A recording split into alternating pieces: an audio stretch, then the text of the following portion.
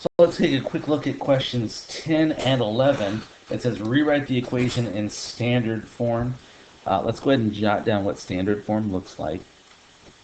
Uh, we have ax plus by equals some constant. In general, a, b, and c should be members, elements of the set of integers. They should be integers. Um, in other words, positive and negative whole numbers and the negatives of the whole numbers and zero, right? So this should be integers, not fractions. Another rule of thumb is it's nice to have this leading coefficient a be a positive number. However, it's not entirely necessary. It's a pretty easy trick to flip it and make it positive, so don't stress it.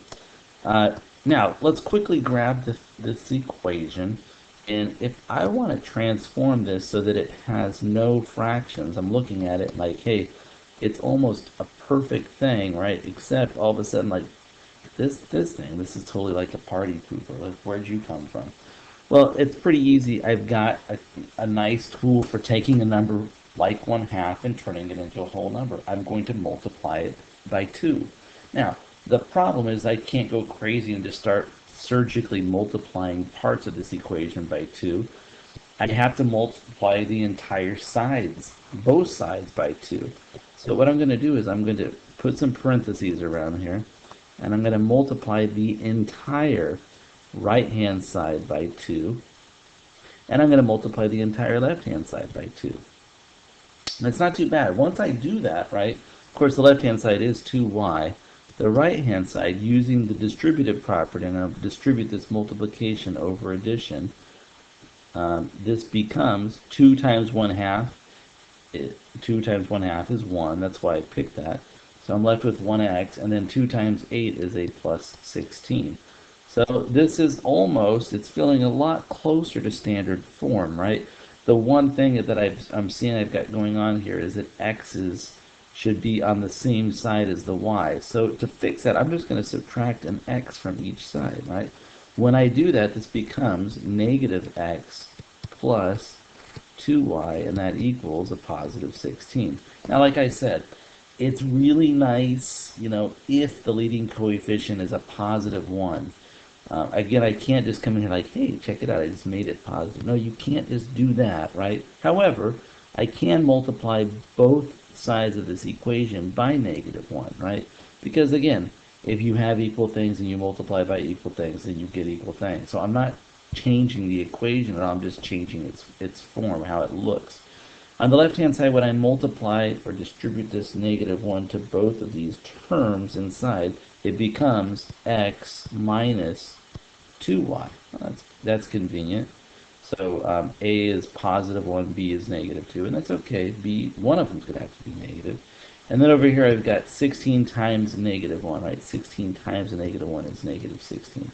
This is the idealized standard form. This is the form I prefer. So I'm going to go ahead and write it here in standard form, and it's an x minus 2y, and that equals negative 16.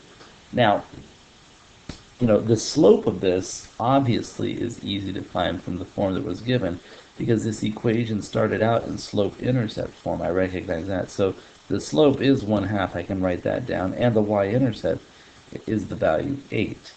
Now, probably I want to come along here, and I'm going to use the standard form, because I need to find the x-intercept. And I know x-intercepts occur when y equals the number 0.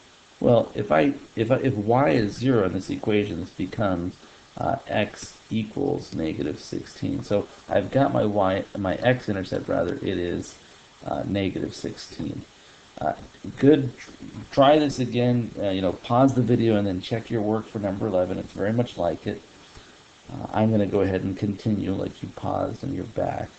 I'm going to multiply both sides of this by 5. In fact, I'm going to probably get careless and try to start multiplying both sides of this equation by the number 5. The reason why I'm doing that is I know that it will remove this fraction, right? If I have negative 3/5 times 5, that will equal a negative 3. So this equation becomes the following when I multiply both sides by 5. it becomes 5y equals negative 3x, and then the last part there will be a plus the number 20. I'm going to add 3x to both sides, and the reason why I'm doing that is I'm going for standard form, and I know what that looks like. This is standard form.